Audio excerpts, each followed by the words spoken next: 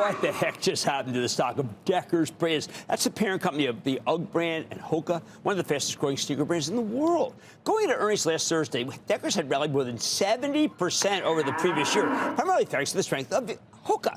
But after the company reported its stock plummeted on Friday, oh my. Sell. Losing more than a fifth of its value in a single session. And it fell another 3.8% today. Now, everyone likes to talk a big game about how they'd immediately buy more of their favorite stock if they ever see a big decline, right? But when the time comes, people are a little squeamish. Ask themselves, oh, what do the people selling Deckers down 20% know that I don't? And that's why it's important to take a step back and do some research before you decide on the next move. Which brings me back to my initial question. What the heck did happen to Deckers? Now, at first glance, this actually seemed like a pretty darn good report. The reported quarter was actually the largest, most profitable in company history, higher than expected sales, all-time high gross margins, and a 42-cent earnings beat, 42, off of the $2.58 basis. Their most important brands that did great. UGG sales surged 16%, fueled by strong holiday demand. Hoka was up 24%, proving the running shoe brand still has legs. So then what went wrong? Simple. Management gave a disappointing forecast for the current quarter.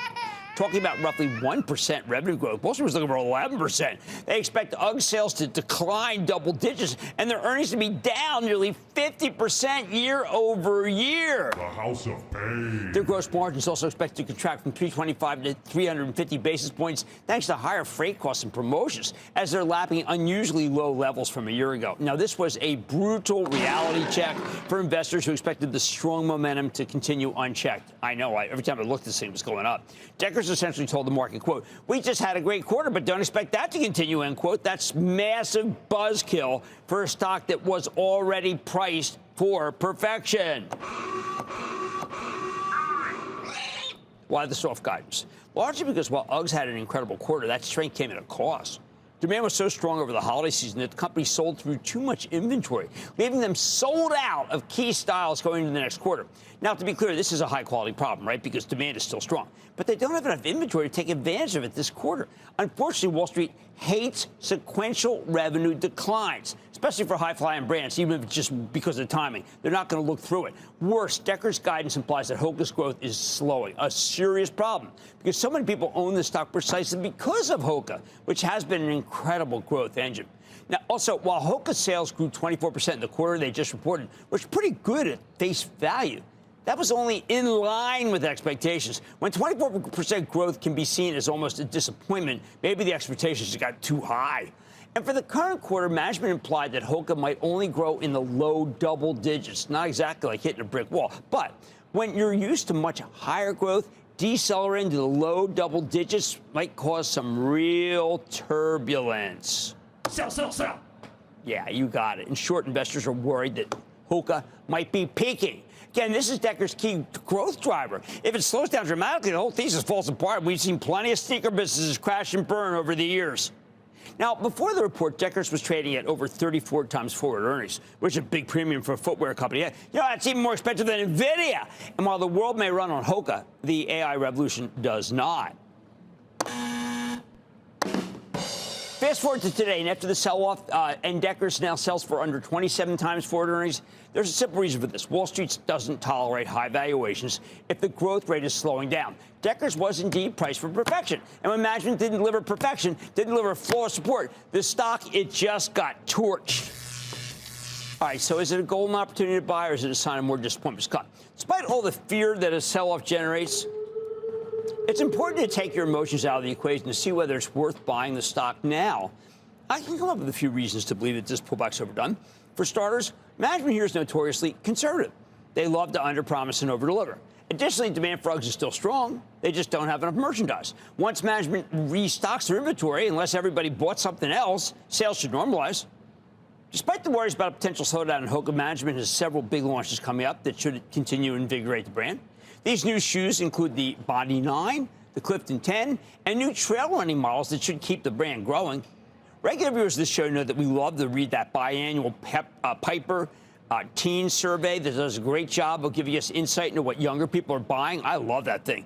Where Deckers is a consistent winner with both UGG and Hoka. On the conference call, Deckers mentioned that Hoka was the second most worn brand at the high school cross-country national championships. Now, that's a good sign. Management also has a massive cash pile. I really like this aspect. Deckers has $2.2 billion in cash.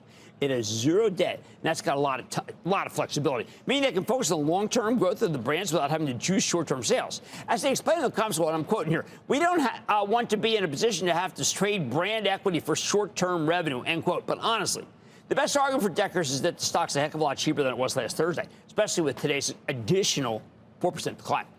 Of course, there's also plenty of reasons to stay away and stay cautious. Stocks don't go down 20% for no reason in a single day. Now, we know the current quarter will be rough, and investors won't want to touch the stock until they see improvement. Hoka's slowing growth is a real risk. If it drops below the expected 20% growth rate next fiscal year, I think the stock could still keep falling. As for the tariff news that came over this weekend, which is what Deckers sent down another 3% today, this isn't actually much of a concern to me. While the company makes a lot of products in Vietnam as well as China, their business outside the U.S. has been growing at a faster rate anyway. So the lower relative sales domestically are already priced in to some extent. So here's where I come down. If you're a trader, stocks that fall more than 20% on earnings usually do not bounce back overnight. If you're short-term focused, you might want to wait for a clear bottom before jumping in. We don't know just how conservative management's being for the fourth quarter or what their forecast for the next fiscal year will be. Deckers is still an elite company, but sentiment took a real hit here, and it might take a little time to recover. But the bottom line, for the longer-term investors, I actually think this is a solid buying opportunity.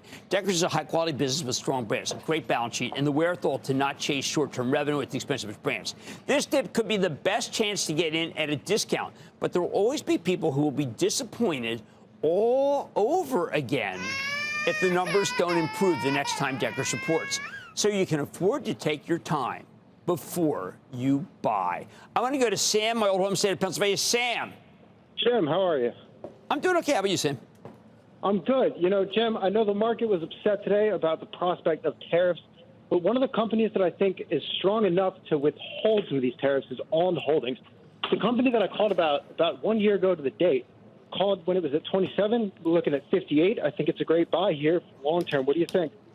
Okay, I think On is a great buy. I think it's got the momentum. But understand, when you say longer term, I get a little nervous because sneakers, unless, look what happened, even Nike longer term. I think On is a hot sneaker. I think it's going to stay hot for another year, and then we have to revisit. But I think you've got upside on every single pullback on On. Dan in Pennsylvania. Dan.